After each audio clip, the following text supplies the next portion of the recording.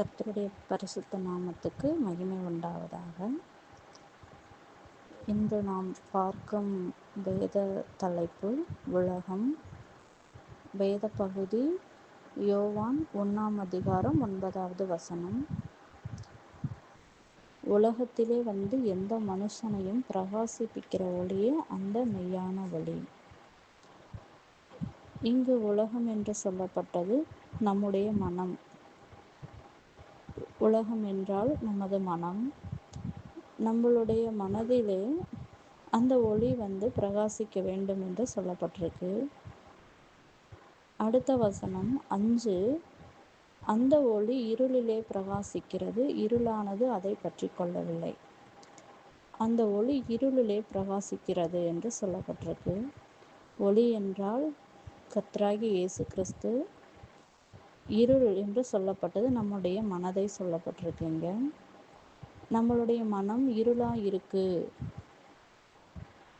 அந்த இருளுக்கு தான் ஒளி தேவையா இருக்கு. இப்போ எங்க எல்லாம் இருள் இருக்கோ அங்கே தான் நமக்கு வெளிச்சம் தேவை.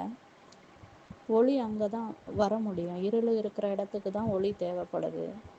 அப்போ நம்மளுடைய மனம் எல்லாம் இருளா இருக்கு அப்படிங்கிறத அந்த வேத பகுதி சொல்லுது.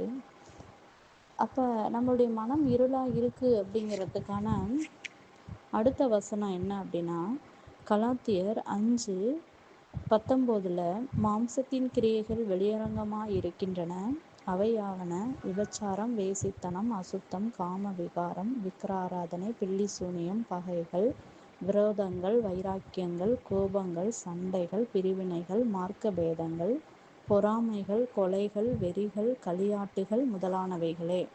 இப்படிப்பட்டவைகளை செய்கிறவர்கள் தேவனுடைய ராஜ்யத்தை சுதந்தரிப்பது இல்லை என்று முன்னே நான் உங்களுக்கு சொன்னது போல இப்பொழுதும் உங்களுக்கு சொல்லுகிறேன். அப்போ மாம்சத்தின் கிரியைகள் அசுத்தம், வேசித்தனம், ஆசை, இது எல்லாமே நம் இருள் என்று சொல்லப்பட்டிருக்குது. அப்போ நம்முடைய மனம் இருளாக இருக்குது. ஏன்னா அந்த மாம்சத்தோட இச்சைகளால் நிறைந்திருக்கிறது. அந்த இருளை போக்க தான் ஒளி தேவை. அந்த ஒளி தான் யாருன்னா கர்த்தராகிய இயேசு கிறிஸ்து.